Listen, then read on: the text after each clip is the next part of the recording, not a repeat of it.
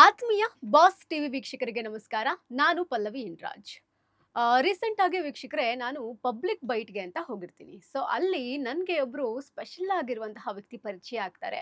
So ಅವರಾಗೆ ಬಂದು ನಾನು ಏನು ಹೋಗಿದ್ದೆ ಒಂದು ಟಾಪಿಕ್ ವಿಚಾರವಾಗಿ ಮಾತಾಡಬೇಕು ಅಂತ ಅಲ್ಲಿ ಅವರಾಗೆ ಬಂದು ಇಂಡಿವಿಜುವಲಿ ಮಾತಾಡ್ತಾರೆ. ನಮಗೆ ಅದ್ಭುತವಾದಂತಹ ಪ್ರತಿಕ್ರಿಯೆ ಸಿಗುತ್ತೆ ವೀಕ್ಷಕರಿಂದ, ಒಳ್ಳೆ ರೀತಿಯಾದಂತಹ ರೆಸ್ಪಾನ್ಸ್ ಸಿಗುತ್ತೆ. ಆಮೇಲೆ ನಮ್ಮ ಟೀಮಿಂದ ನಾವು ಒಂದು ಡಿಸೈಡ್ ಮಾಡ್ತೀವಿ. ಇವ್ರನ್ನ ನಾವ್ಯಾಕೆ ನಮ್ಮ ಸ್ಟುಡಿಯೋಗೆ ಕರೆಸಬಾರ್ದು? ಸದ್ಯಕ್ಕೆ ಏನು ಒಂದಷ್ಟು ನಡೀತಾ ಇದೆ, ಪ್ರಸ್ತುತ ನಡೀತಿರುವಂತಹ ಒಂದಷ್ಟು ವಿಚಾರದ ಬಗ್ಗೆ ಯಾಕೆ ನಾವು ಜನಗಳಿಗೆ ಇವರ ಸಿದ್ಧಾಂತವನ್ನ ತಿಳಿಸುವಂತಹ ಪ್ರಯತ್ನ ಮಾಡಬಾರ್ದು ಅಂತ. ಸೊ ಈಗ ಆ ಟೈಮ್ ಹತ್ರ ಬಂದಿದೆ. ನಮ್ಮ ಟೀಮ್‌ನ ನಿರ್ಧಾರದ ಜೊತೆಗೆ ನಾನು ಅವ್ರ ಹತ್ರನೂ ಕೂಡ ಕೇಳ್ತೀನಿ, ಸರ್ ಈ ತರ ನಾವೊಂದು ಪ್ಲಾನ್ ಮಾಡ್ಕೊಂಡಿದೀವಿ, ಮಾತಾಡೋಣ. ಸಾಮಾಜಿಕವಾಗಿ ನಮ್ಮ ಸೊಸೈಟಿನಲ್ಲಿ ಸಾಕಷ್ಟು ಪ್ರಾಬ್ಲಮ್ಸ್ ಇದೆ. ಅದು ಬಹಳ ವರ್ಷಗಳಿಂದಲೂ ಕೂಡ ಇದೆ.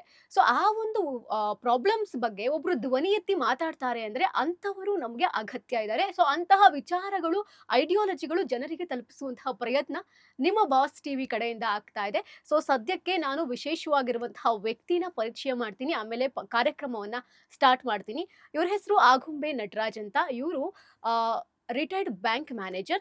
ಸೊ ತುಂಬಾ ಸಿಂಪಲ್ ಮನುಷ್ಯ. ಅವತ್ತು ನಾನು ಯಾವ ರೀತಿ ಅವ್ರನ್ನ ನೋಡದೆ ಮಾತಾಡಿಸಿದೆ, ಇವತ್ತು ನನ್ನ ಮುಂದೆನೂ ಕೂಡ ಹಾಗೇ ಇದ್ದಾರೆ.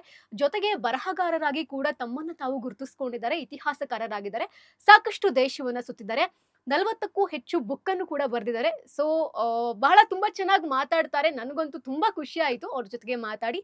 ಈಗ ನಾನು ಅವ್ರನ್ನ ಕಾರ್ಯಕ್ರಮಕ್ಕೆ ಸ್ವಾಗತ ಮಾಡ್ತೀನಿ. ಆನಂತರದಲ್ಲಿ ಪ್ರಾರಂಭ ಮಾಡೋಣ. ಸರ್ ನಮಸ್ತೆ. ಸರ್ ನಮಸ್ಕಾರ. ಹೇಗಿದ್ದೀರಾ? ನಮಸ್ಕಾರ. ನಮಸ್ಕಾರ. ಆ, ಮೊತ್ತ ಮೊದಲಾಗಿ ಹ್ಮ್.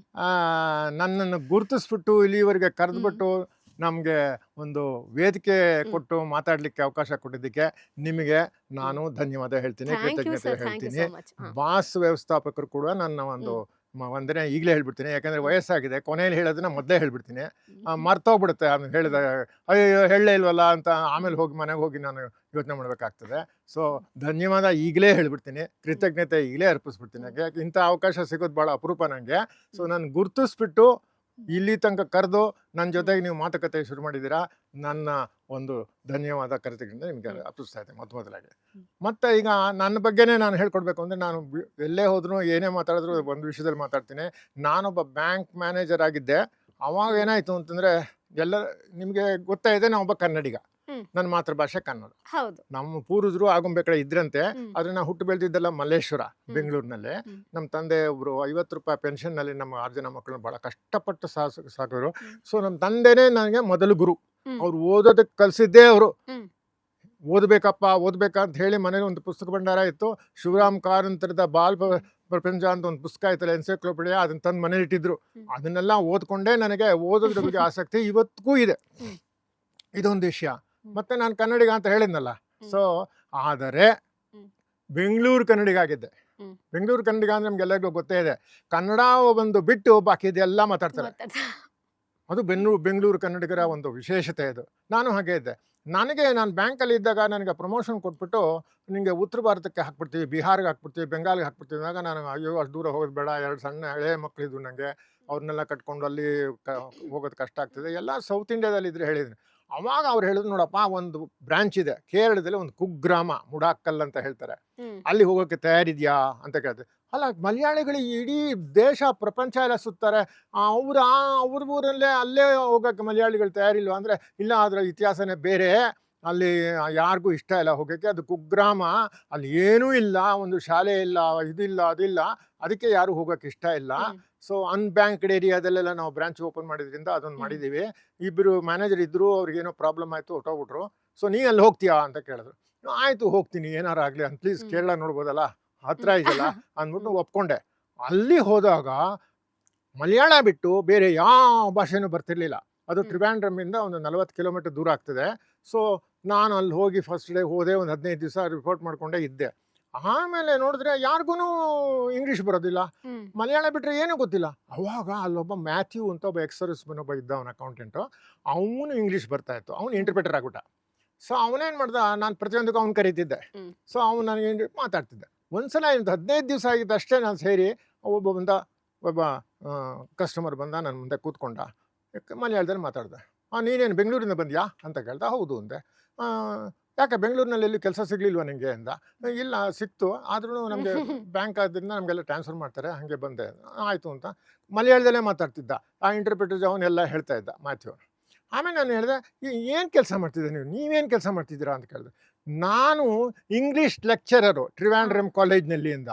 ಅಯ್ಯೋ ದೇವ್ರೆ, ಇಂಗ್ಲೀಷ್ ಲೆಕ್ಚರ್ ಅಂತ ನೀನು ಇಂಗ್ಲೀಷಲ್ಲಿ ಮಾತಾಡ್ಬೋದಲ್ಲ ನನ್ನ ಹತ್ರ ಅಂದ. ಅವಾಗ ಅವನು ಉತ್ತರ ಕೊಟ್ಟಿದ್ದೇನು ಅಂದರೆ, I am expected to teach English inside classroom, not speak English outside ಅಂದ. ಅವತ್ತು ನಾನು ಕನ್ನಡಿಗ ಆದೆ. ಆಮೇಲೆ ಅವನಿಗೆ ಹೇಳಿದೆ, ಆಯ್ತಪ್ಪ ನೀನು ಹೇಳಿದ ಕರೆಕ್ಟು, ನಾನು ಕಲ್ತ್ಕೋತೀನಿ ಮಲಯಾಳ ನಿಧಾನಾಗೆ, ಈಗ ತಾನೇ ಬಂದಿದ್ದಷ್ಟೇ, ಹಾಗೆ ಅಟ್ಲೀಸ್ಟ್ ಅಲ್ಲಿ ತನಕ ನೀವು ಸ್ವಲ್ಪ ನನ್ನ ಹತ್ರ ಇಂಗ್ಲೀಷ್ನಲ್ಲಿ ಮಾತಾಡ್ಬೋದಲ್ಲ ಹಾಗೆ. ಇಲ್ಲ ನಿನ್ನ ಹತ್ರ ನಾನು ಇಂಗ್ಲೀಷ್ನಲ್ಲಿ ಮಾತಾಡೋಕೆ ಶುರು ಮಾಡಿಬಿಟ್ರೆ ನೀನು ಮಲಯಾಳಂ ಕಲಿಯೋದೇ ಇಲ್ಲ ಅಂದ್ಬಿಟ್ಟ. ಅಯ್ಯೋ ದೇವ್ರೆ, ಇದು ಎಂತ ಹುಚ್ಚುತನ ಇದು. ಆಮೇಲೆ ಹೇಳ್ದೆ, ಆಯ್ತಪ್ಪ ನೀನು ಹೇಳ್ದಂಗೆ ನಾನು ಮಲಯಾಳ ಕಲ್ತ್ಕೋತೀನಿ, ನೀನು ಹೆದರ್ಬೇಡ. ಯಾಕಂದರೆ 2 ಕಿವಿಗೂ ಬೀಳ್ತಾ ಇತ್ತು ರಬ ಅಂತ ಮಲಯಾಳಂ ಭಾಷೆ. ಕಲ್ತ್ಕೊಳ್ಳೇಬೇಕು, ಬೇರೆ ಗತಿನೇ ಇರಲಿಲ್ಲ. 3 ತಿಂಗಳಲ್ಲಿ ನಾನು ಮಲಯಾಳದಲ್ಲಿ ಮಾತಾಡೋಷ್ಟು ಕಲ್ತ್ಬಿಟ್ಟೆ. 4 ವರ್ಷ ಇದ್ದೆ ನಾನಲ್ಲಿ. 4 ವರ್ಷದಲ್ಲಿ ಮಲಯಾಳದಲ್ಲಿ ಮಾತಾಡೋದಲ್ಲ, ಭಾಷಣ ಮಾಡೋದ್ರಲ್ಲಿ ಕೂಡ ಆಗ್ತಿತ್ತು, ಅಷ್ಟು ಕಲ್ತ್ಕೊಂಡೆ. ಈಗ ಬರೋದಿಲ್ಲ, 30 ವರ್ಷ ಆಗೋಯ್ತಲ್ಲ.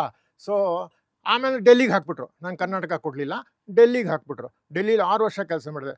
ನಾನು ಡೆಲ್ಲಿಗೆ ಹೋದ್ಮೇಲೆ 83ನಲ್ಲಿ ಇವರು ನಮ್ಮ ಇಂದಿರಾ ಗಾಂಧಿಯ ಹತ್ಯೆ ಆಗಿದ್ದ ದಿವಸ ಅಲ್ಲಿದ್ದೆ ನಾನು. ಅಲ್ಲಿ ಆಂಟಿ-ಸಿಕ್ ರೈಟ್ಸ್ ಆಯಿತು. ಆಂಟಿ-ಸಿಕ್ ರೈಟ್ಸ್ ಆದಾಗ ನಾನೊಬ್ಬ ಐ ವಿಟ್ನೆಸ್ ಆಗಿದ್ದೆ. ನನ್ನ ಕಣ್ಣೆದ್ರಿಗೆ ನನ್ನ ಕಣ್ಣೆದ್ರಿಗೆ ಹತ್ಯೆ ನೋಡ್ತೀನಿ, ಹೊಡೆದು ಬಡಿಯೋದೆಲ್ಲ ನೋಡಿದ್ದೀನಿ. ಆವಾಗ ಅಲ್ಲ, ಇಂದಿರಾ ಗಾಂಧಿ ಹತ್ಯೆ ಆದಾಗ ರೈಟ್ಸ್ ಆಯ್ತಲ್ಲ, ಸೊ ಆಂಟಿ-ಸಿಕ್ ರೈಟ್ಸ್ ಆಯ್ತಲ್ಲ, ಎಲ್ಲೆಲ್ಲಿ ಸಿಕ್ಕಿದ್ರೆ ಅವ್ರು ಹೊಡಿತಿದ್ರು. ಸೊ ಸುಮಾರು ಒಂದು 10,000 ಜನ ಹತ್ಯೆ ಆಗೋಯ್ತು ಸಿಕ್ಕರದು. ಅದು ಟ್ರಾನ್ಸ್ಜೆಮನ ಅಂತ ಜಾಸ್ತಿ. 10,000 ಜನ ಕೊಲೆ ಮಾಡ್ಬಿಟ್ರು. ಹೌದೌದು, ಕೊಲೆ ಆಯಿತು. ಅವಾಗ ಕರ್ಫ್ಯೂ ಇತ್ತು, 1 ವಾರ ಬ್ಯಾಂಕು ಕ್ಲೋಸ್ ಆಗಿರಲಿಲ್ಲ. ಆದ್ರೂ ನಾವು ಬ್ಯಾಂಕು ಕ್ಲೋಸ್ ಆದ್ರೂ ಕೂಡ ಏನಾಗಿದೆ ಅಂತ ನೋಡ್ಬೇಕಾಯ್ತಲ್ಲ. ಅಂತ ಧೈರ್ಯದಲ್ಲಿ ನಾನು ಮೋಟರ್ ಸೈಕಲ್ ಹೆಲ್ಮೆಟ್ ಹಾಕಿ ಹೋಗಿ ನೋಡ್ಕೊಂಡು ಬಂದೆ. 1-2 ಸಲ ಹೋಗಿದ್ದೆ. ಅವಾಗ ದಾರಿ ನಿಲ್ಲಿಸಿ ಹೆಲ್ಮೆಟ್ ತೆಗೆದ್ಬಿಟ್ಟು ನೋಡು, ನೀನೇನು ಸಿಕ್ಕ ಅಥವಾ ಹಿಂದೂನ ಏನು ಅಂತ ನೋಡಿ ಬಿಡ್ತಾ ಇದ್ರು ನಮ್ಮನ್ನು. ಆ ಪರಿಸ್ಥಿತಿಲಿ ನಾ ಇದ್ದೆ ಆಂಟಿ-ಸಿಕ್ ಇದರಲ್ಲಿ. ಅದ್ರ ಬಗ್ಗೆ ಒಂದು ಪುಸ್ತಕನೂ ಬರೆದಿದ್ದೀನಿ, ಆಟೋಬಯೋಗ್ರಿಕಲ್ ನಾವೆಲ್ ಅಂತ ಕರೀತಾರೆ. ಅದು ಆತಂಕ ಅಂತ ಹೇಳಿ ಒಂದು ಪುಸ್ತಕ ಬರೆದಿದ್ದೀನಿ.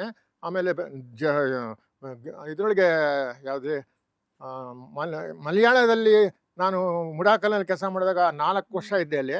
ಅವರ ಜನಜೀವನದ ಬಗ್ಗೆ, ಅಲ್ಲಿನ ನಾನು ಅನುಭವದ ಬಗ್ಗೆ ಒಂದು ಆಟೋಬಯೋಗ್ರಫಿಕಲ್ ನಾನು ಕೂಡ ಆವಾಗಲೇ ಬರೆದ್ಬಿಟ್ಟಿದ್ದೆ. 30 ವರ್ಷದಿಂದನೇ ಬರೆದೆ. ಅದು ಪಬ್ಲಿಷ್ ಮಾಡಿದ್ದು ಅವ್ರು ರಿಟೈರ್ ಆದಮೇಲೆ. ಸೊ ಅದು ಬಾತುಕೋಳಿ ಅಂತ ಅದಕ್ಕೆ ಹೆಸರಿಟ್ಟಿದ್ದೀನಿ. ಸೊ ಅದು 2 ಬುಕ್ಕು ನಂದು ನಾವೆಲ್ ಅಂತ ಹೇಳ್ಬೋದು. ಅದು ಆಟೋಬಯೋಗ್ರಫಿಕಲ್ ನಾವೆಲ್ ಅಂತ, ಆತ್ಮಚರಿತ್ರಾತ್ಮಕ ನಾವೆಲ್ ಅಂತ ಹೇಳ್ತಾರೆ. ಸೊ ಇದು ಇಷ್ಟು. ಆಮೇಲೆ ನಾನೊಂದು 30 ವರ್ಷದ ಹಿಂದೆನೇ, ಮೊದಲಿಂದನೂ ನನಗೆ ಕನ್ನಡದಲ್ಲಿ ಒಂದು ಗಾದೆ ಇದೆ ನೋಡಿ. ಅದೇ ಕನ್ನಡದಲ್ಲಿ ಗಾದೆಗಳು ಬೇಕಾದಷ್ಟಿದೆ, ಆದರೆ ಯಾರು ಇಂಪ್ಲಿಮೆಂಟ್ ಮಾಡಲ್ಲ. ಅದೊಂದು ಭಾಳ ದುರಂತ ನಡೀತಿದೆ ನಮ್ಮ ದೇಶದಲ್ಲಿ. ಯಾಕಂದರೆ ಕೋಶ ಓದಬೇಕು, ದೇಶ ಸುತ್ತಬೇಕು ಅಂತ ನಮ್ಮ ತಂದೆ ಯಾವಾಗಲೂ ಹೇಳೋರು. ಸೊ ನಾನು ಅದನ್ನು ಪಾಲಿಸಿದೆ. ಅದೇ VRS ತೊಗೊಂಡ್ಬಿಟ್ಟೆ 30 ವರ್ಷದಿಂದನೇ. ನಾನೇನು ಮಾಡಿದೆ, ದೇಶ ವಿದೇಶ ಎಲ್ಲ ಸುತ್ಕೊಂಡು ಬಂದೆ. ಅದರಲ್ಲಿ ನನ್ನ ಹೆಂಡತಿ ಇವಾಗಿಲ್ಲ, ಅವಳು ಹೋಗ್ಬಿಟ್ಲು. ಅವಳು ನನಗೆ ಭಾಳ ಸಹಕಾರ ಕೊಟ್ಟಳು. ಇಡೀ ದೇಶ ನಾವು ಇಬ್ಬರೇ ತಿರುಗಿದ್ದೀವಿ, ಇಡೀ ದೇಶ ತಿರುಗಿದ್ದೀವಿ ಇಬ್ಬರೇ, ಎಲ್ಲ ನೋಡ್ಕೊಂಡು ಬಂದು ರಿಟೈರ್ ಆದಮೇಲೆ. ಸೊ ಆಮೇಲೆ ಫಾರಿನ್ಗೆ ಹೋಗೋಣ ಅಂತಂದರೆ ಅದಕ್ಕೆ ಅವಳು ಬರಲಿಲ್ಲ, ನನಗೆ ಇಷ್ಟ ಇಲ್ಲ ಅಂತ ನಾನು ಒಬ್ಬನೇ ಹೋಗಿ ಬರ್ತಾ ಇದ್ದೆ. ಸೊ ಅದ್ರ ಬಗ್ಗೆ ಎಲ್ಲ ಪುಸ್ತಕ ಬರೆದ್ಬಿಟ್ಟಿದ್ದೀನಿ, ಪ್ರವಾಸ ಕಥನ ಬರೆದಿದ್ದೀನಿ, ಎಲ್ಲ ಬರೆದ್ಬಿಟ್ಟಿದ್ದೀನಿ. ಒಂದು 40 ಪುಸ್ತಕ ಬರೆದಿದ್ದೀನಿ.